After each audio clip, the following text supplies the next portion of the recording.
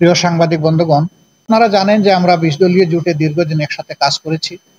যদিও বর্তমানে আমাদের সেই জোটটি সেভাবে নেই, কিন্তু আমাদের পারস্পরিক সম্পর্ক রয়ে গেছে।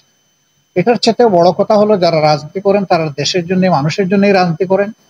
এই হিসাবে এত বড় একটা পরিবর্তন, যেখানে সকলের আপামর ছাত্র জনতা সহ জনসাধারণের অংশগ্রহণ ছিল, নারী পুরুষ আবার বৃদ্ধ বনিতা শিশু সবাই ছিল যে আন্দোলনে, এবং কম বেশি সকল গ্রুপের মানুষই শাহাদাত বরণ করেছে। আমরা প্রথমে যারা এই আন্দোলনে দুনিয়া থেকে বিদায় নিয়েছেন, জালিমের বুলেটে অথবা বিভিন্নভাবে আঘাত পেয়ে, তাদের রুহের মাগফিরাত কামনা করছি এবং আল্লাহর দরবারে তাদের শাহাদাত কবুল হওয়ার জন্য দোয়া করছি। শোক সন্তপ্ত পরিবার যারা আছেন, আল্লাহ যেন তাদেরকে সবরে জামিল আতা করেন, সেই দোয়া করছি। আহত যারা আছেন, আল্লাহ তাআলা তাদের সকলকে পূর্ণ সুস্থতার নিয়ামত দান করুন, এটা দোয়া করছি। আমরা যেহেতু একসাথে দীর্ঘদিন এই বাংলাদেশে কাজ করেছি এবং ইনশাআল্লাহ আগামীতে আমরা করব, আমরা সবাই একমত যে দেশের ভালোর জন্য যা কিছু প্রয়োজন আমরা মিলেমিশে পারস্পরিক সহযোগিতার ভিত্তিতে, শ্রদ্ধা এবং ভালোবাসার সম্পর্কের ভিত্তিতে আমরা সামনের দিকে আগাবো ইনশাআল্লাহ। আপনারা আমাদের সাথে অতীতেও ছিলেন, এখনো আছেন ভালো কাজে, দেশ গড়ার কাজে। আমরা আপনাদেরকে আশা করি যে সবসময় সঙ্গী হিসাবেই পাবো। সময়টা এখন খুব গুরুত্বপূর্ণ। সরকারটা কেবল বসলো, আর 15.5 বছরের পুঞ্জীভূত জমাট, অনেক সমস্যা তাদের সামনে। সকল সাংবিধানিক প্রতিষ্ঠান ধ্বংস করা হয়েছে, বিচার বিভাগ বলতে কিছু ছিল না। তারপরে নির্বাচন কমিশন কি আপনারা জানেন, এমনকি মানবাধিকার কমিশনের কি অবস্থা এটা আপনারা জানেন, অডিটর জেনারেল অফিসের কি অবস্থা সেগুলো আপনারা জানেন। সবগুলা প্রতিষ্ঠানকে ধ্বংস করে ফেলা হয়েছে।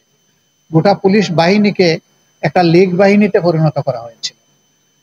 আবার সিভিল সার্ভিসে যারা আছেন অনেকেই তখন মনে হয়েছে যে দলীয় নেতা হিসেবে ওনারা পারফর্ম করছেন। তো সেই জায়গাগুলো আগে তাদেরকে ঠিক করার সুযোগ দিতে হবে।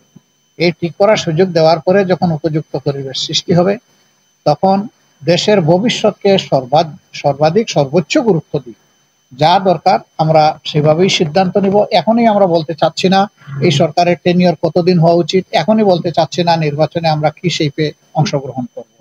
সময় মতো ইনশাআল্লাহ আপনাদের সাথে যেহেতু আমাদের পথ চলা আছে, আপনারা জানবেন এবং এই ক্ষেত্রে আপনাদের মূল্যবান পরামর্শ আমরা ধারণ করবো সম্মানের সাথে।